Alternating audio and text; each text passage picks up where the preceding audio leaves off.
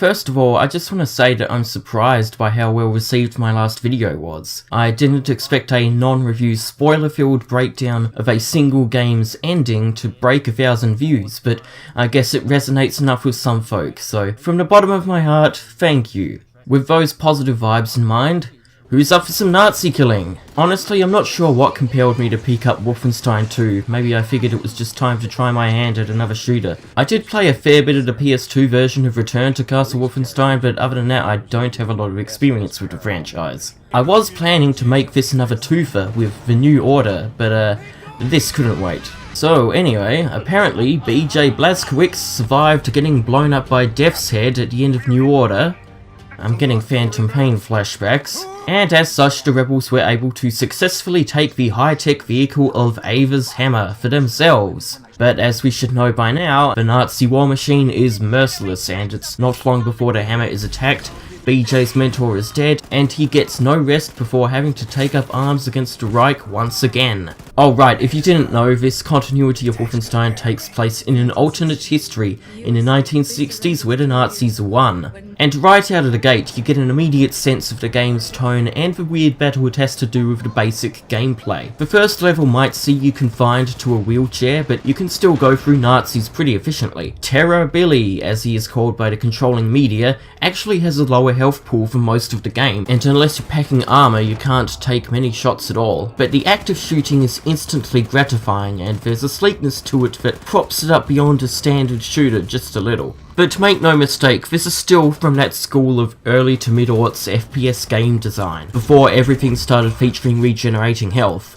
A nice mix of open rooms with lots of collectibles, ammo and health pickups and enemy spawn points, and linear corridors with ample opportunity for light stealth. The gameplay is paced pretty well, with long bouts of stealth punctuated by blowout shootouts with the best robot soldiers the Reich has to offer. But New Colossus doesn't do all that much to feel fresh in 2017. The most surprising part of the gameplay is the difficulty, and don't get me wrong, this isn't Cuphead, but I was quite surprised at how punishing this game's normal difficulty was. And I don't know, there's not quite enough feedback on damage for it to feel like it gives you a fighting chance. If you don't already know where everyone is, you're dead if multiple fascists sneak up on you. And aside from the collectibles angle, that's about all that can be said for the gameplay. There's not much to connect it to the story, and I'll be honest, it can get old. And it's got nothing to do with, you know, gutting these very fine people, but I found that unless it's the Covenant, Demon Hellspawn, or Headless Bomberman, this specific brand of combat isn't all that engaging. And Wolfenstein 2 doesn't do enough to mix things up. There aren't a lot of new weapons or enemies over the course of the thing. So it has the same feel of clearing the map room by room, laughing at how bad the stealth is, occasionally having to abuse quick saves to make it more than 5 steps from where you are. The game does do the opposite of Tomb Raider 2013 though, which is it gets way better when you pick up the shotgun. Maybe I'm selling the whole thing short. It's not bad, but I guess I can only stand to play one of these every few years, and I don't have much more to say about it, so let's talk story. So BJ has been through a lot, right? I mean, I know enough about New Order to know the guy can never catch a break, but this is actually reflected very well in the character. For much of the runtime, he'll muse to himself about how broken he is, how he doesn't feel he has much time left, even after the great pains the Resistance went to save him,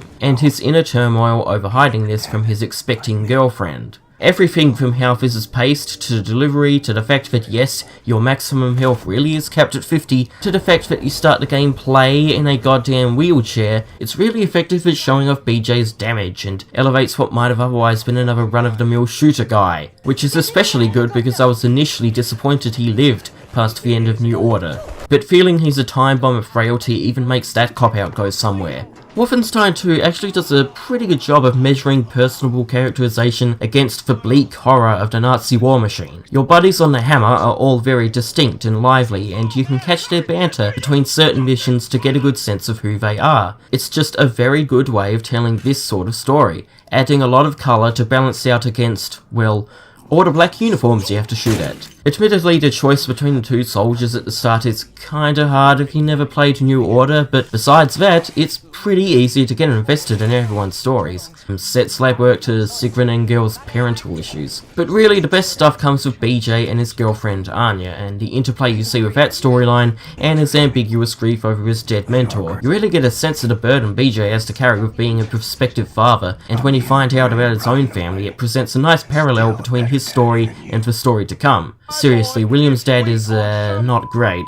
But of course the villains on display are suitably monstrous. A small detail that popped out is how this alternate history came about in the first place. The Nazis dropped a bomb in New York, and when faced with the prospect of more needless destruction, the Americans surrendered. Remind you of something? It presents the harrowing dread of the situation realistically, but it still finds room for dark irony pointed against a real-life American wartime tactical mindset, and it's not the only time the game does something like that. General Engel is one of those charismatic villains that almost turns Nazis into a cartoon, but she still has enough depravity with justified status giving her carte blanche to pull off acts of pure evil to demonstrate exactly why this regime was regarded as one of the worst parts of human history. I don't think she tops, robot Hitler, but she's a pretty good figurehead to focus your hate on. Throw in moments of pure human beauty, some dark comedy, and a few good bait and switches that highlight the false equivalency of discussing the harm of fascism versus its resistance, and you're left with just a damn good story about shooting Nazis with a deliciously tragic edge to it. For the first half of the game. I was initially debating whether or not to truly highlight the ludicrous tonal shift at the midway point, but at the same time I feel like not discussing it is disingenuous. The vision of the game, despite what the marketing may tell you, is not wholly of a gritty, brutal dissection of the Nazi war machine. And if you want to know what it turns into, this is a flat spoiler warning for everyone else. 3, 2, 1... Here is a short montage of the highlights of the second half of Wolfenstein 2 New Colossus. Have been moved to a fully secured base on Venus. Venus. There is no way you are making it to Venus, sunshine. Hey, look at that Jimmy bastard! The only person on the planet hard enough to survive getting his head chopped off. It's the Blazkowicz. Wenn Sie mein Buch gelesen haben, wissen Sie, dass ich die Wahrheit kenne. Und wer die Wahrheit auf seiner Seite hat, der gewinnt immer. I saw you. I've been wanting to do this.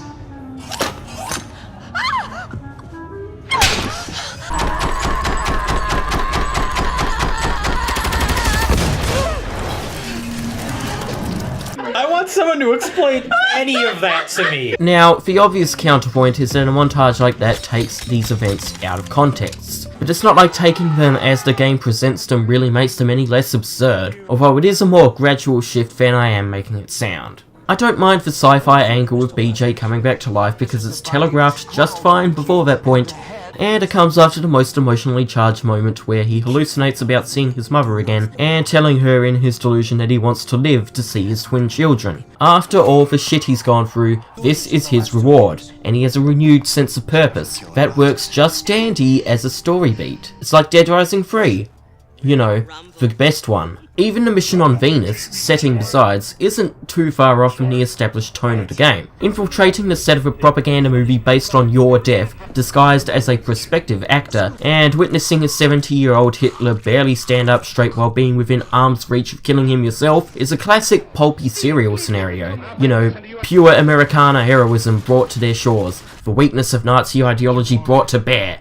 It's just, turned up to 11 in this one. But after that, beats the shit out of me. For example, the level before actually sees you going to New Orleans, which has been talked up as a town where the undesirables go, and where death squads make frequent raids. And there are certainly pieces of that on display, but then you get to the resistance sect you're trying to recruit, and then you get to witness a battle of, ethics. On the line for freedom, justice, and the American way, while you and your bohemian friends were passing out Bolshevik propaganda and opposing the draft on every street corner. We stood up against the imperialist war machine in the United States of America and the greedy money men of Wall Street who was itching to send the children of the proletariat off to die in foreign lands so that they could be filling their coffers. So, is the game even more left-wing than we thought? I don't know who was supposed to win this considering it's BJ we're fucking playing as. The ride out of town is suitably explosive, and it ends with the hammer firing a nuke and using its shockwave to leave land, because that seems like something that would work. And then you get to the surprise birthday party, and I was surprised this scene didn't have some anachronistic party song like Lust for Life blaring over everything. But it is a good point where I felt like I knew where the story was going, but also one of my big problems with the presentation. This whole second half has a very surreal air to it, where no one really acts normally, even within the established world of the story. Sigrun loses her temper and goes on this rant about how she hates being called a Nazi. She hates being called something she's not, something less than human.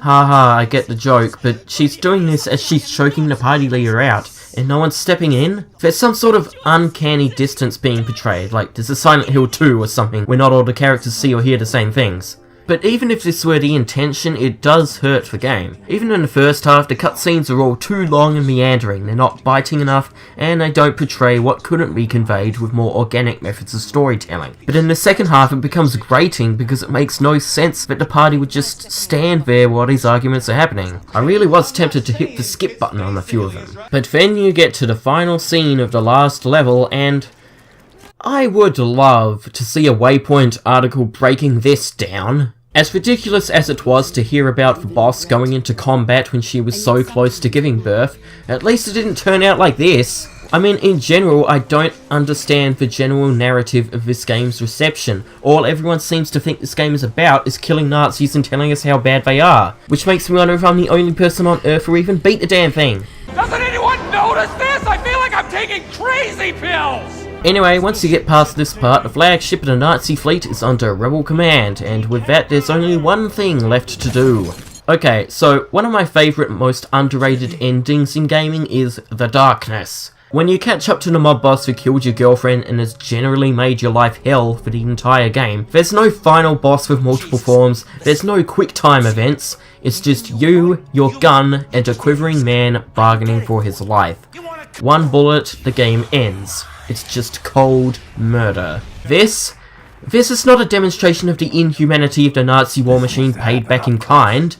This is a Mortal Kombat fatality. And then this really bad cover of We're Not Gonna Take It plays over the end credits, which I guess is about as fitting as I could expect by this point. I do have a theory for all of this, which is that the second half of the game is a hallucination, a daydream of what could happen in a just world. The game flat out pulls this once, after all. Maybe this video cutaway after BJ's beheading is the designers saying, here's what might have happened. You know, like the Tim Curry Clue movie? It is after this point that everything is happy, happy, happy. No one dies, BJ feels healthier than ever, and the general atmosphere becomes a lot more surreal and absurd. There's a huge air of willful delusion proceedings, with an early conversation where the player character asks if this is real and doesn't get an answer. But if this is the case, I still don't know if it really works all that well, because the whole idea of the inhumanity of the foe is lost by the end. And if this is all fake, it's tragic we never go back to address the idea of an unfettered Nazi empire, where BJ no longer lives to stand in their way. And if this isn't what happens, then fuck, I don't know.